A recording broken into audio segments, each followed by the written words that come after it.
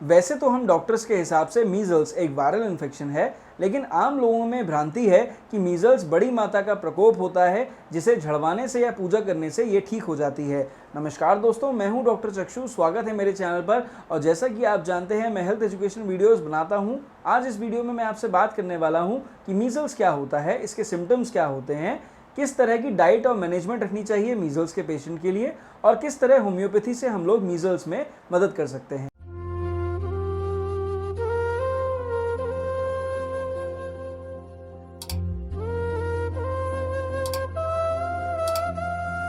तो चलिए इस वीडियो में सबसे पहले हम लोग बात कर लेते हैं मीजल्स क्या होता है। मीजल्स बेसिकली एक वायरल इन्फेक्शन है जो कि मीजल्स वायरस की वजह से होता है। यह इस इन्फेक्शन के होने के बाद पेशेंट को हाई ग्रेड फीवर आएगा, बहुत ज़्यादा तेज़ बुखार आ सकता है, साथ में कमज़ोरी बहुत ज़्यादा रहेगी।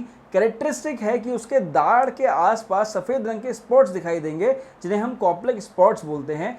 जब इन्हें आइडेंटिफाई कर लेते हैं तो कंफर्म हो जाता है कि पेशेंट को मीजल्स है। इसके साथ में बड़े बड़े दाने भी हो सकते हैं जो आपके माथे से लेकर पूरे शरीर में फैल सकते हैं। तो इस सारे सिम्टम्स को जब हम देखते हैं तो कंफर्म करते हैं कि पेशेंट को मीजल्स का इन्फेक्शन हुआ है। अब जो इंक्यूबेशन पीरियड है ऐसे केस में वो 8 दिन से लेकर 14 दिन का होता है।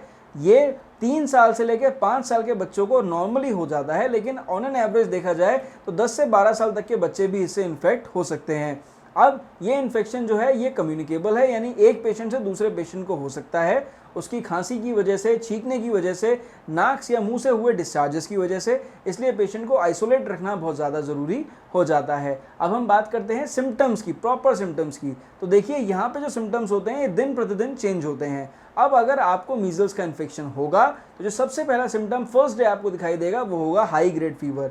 ये इतना तेज़ होता है कि लगभग 102 से लेकर 104 डिग्री तक हो सकता है। इसमें साथ में पेशेंट को कमज़ोरी बहुत ज़्यादा महसूस हो सकती है। पेशेंट के साथ में जुकाम भी हो सकता है, छींकें भी आ सकती हैं, आँख और नाक से पानी भी बह सकता है। अब जब दूसरा दिन आता है तो दूसरे दिन फीवर कंटिन्यू रहेगा। आपको जब आप पेशेंट को डॉक्टर के पास लेके जाते हैं तो हम लोग आइडेंटिफाई करेंगे कि उसकी दाढ़ के पास में सफ़ेद रंग के कैरेक्टरिस्टिक स्पॉट्स दिखाई दे रहे हैं जिसे हम बोलते हैं कॉप्लेक स्पॉट्स, जो कंफर्म करते हैं कि पेशेंट को मीजल्स का इन्फेक्शन हुआ है।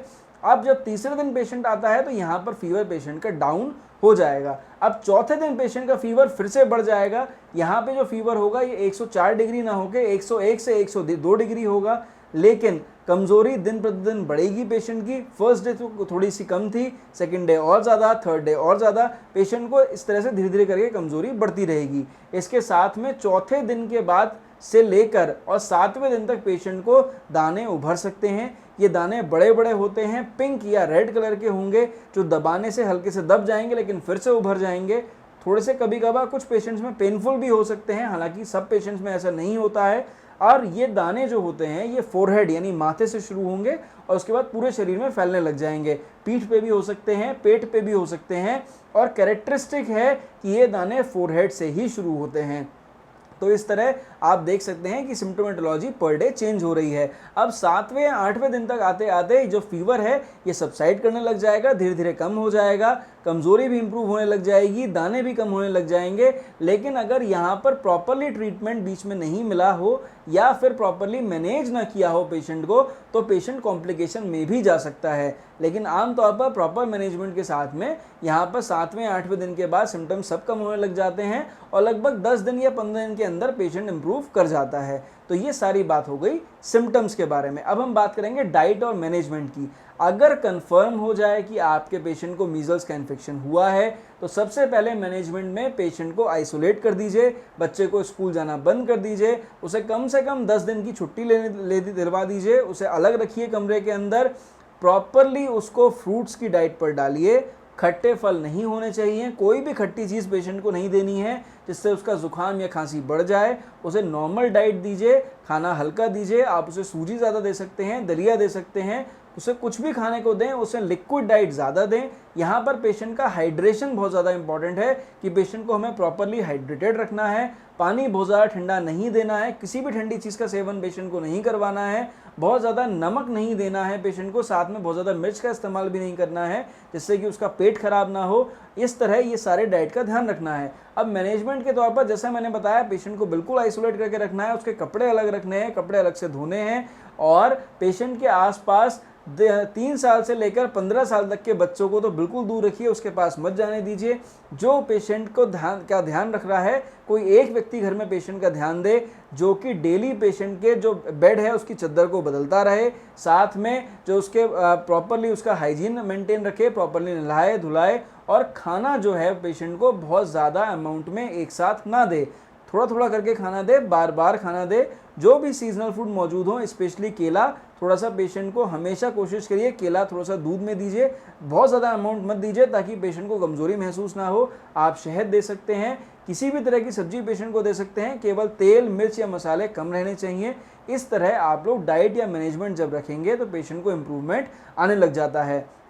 अब यहाँ पर एक बहुत ज़रूरी जो जानने वाली बात है वो ये कि डिटॉल या लाइफबॉय जैसे एंटीसेप्टिक्स जो आपके या सेवलॉन जैसे एंटीसेप्टिक्स जो मौजूद हैं उनका इस्तेमाल बहुत ज़्यादा ना करिए, लेकिन हाँ हाइजीन को मेंटेन करना ज़रूरी है।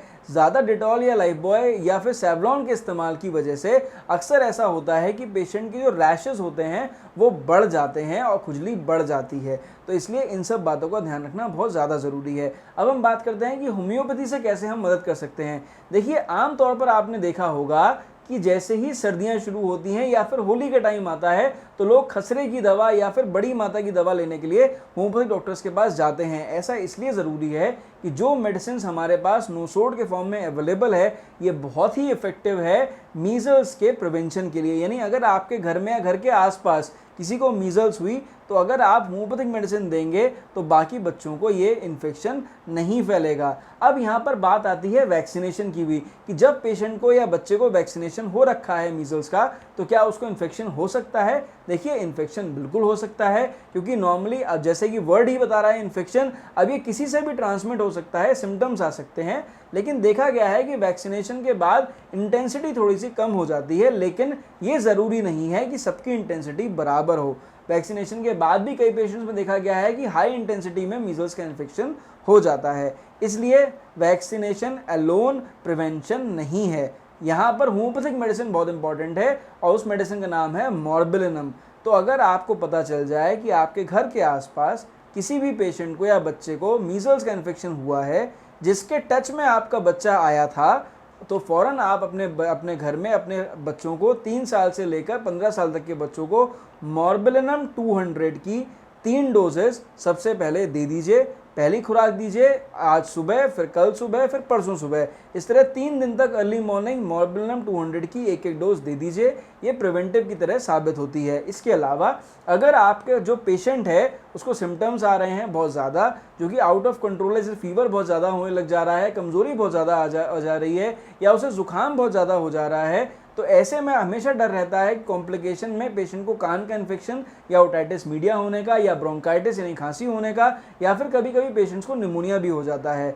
तो जैसे भी सिम्टम्स आते हैं आप एक होम्योपैथिक डॉक्टर के पास जाइए, एज पर द सिम्टम्स जो भी दवा सेलेक्ट होती है वो दीजिए। अब ऐसे केसेस में कॉमनली जो दवाइयाँ मैं प्रेस्क्राइब करता हूँ उसमें एकोनाइट आ जाती है, जेल्सीमियम आ जाती है, हिपरसल्फ आ जाती है, सैलिशिया आ जाती है, रस्टॉक्स आ जाती है, ब्रानी आ जाती है, कुछ केसेस में आर्सेनिक भी आती है। तो इस तरह से बहुत सारी मेडिसिन हैं जो हम लोग प्रेस्क्राइब करते हैं, लेकिन ये हमेशा प्रेस्क्रिप्शन पेशेंट के सिम्टम्स के ऊपर होता है। तो मैं आशा करूंगा इस वीडियो में मैंने आपको बहुत ही इंपॉर्टेंट जानकारियां दी हैं। ये एक बहुत शॉर्ट वीडियो थी, तो आप इस वीडियो को जनहित में ज़रूर शेयर करिए, वीडियो को लाइक करिए, चैनल को सब्सक्राइब करिए। मेरी तरफ से नमस्कार, थैंक यू।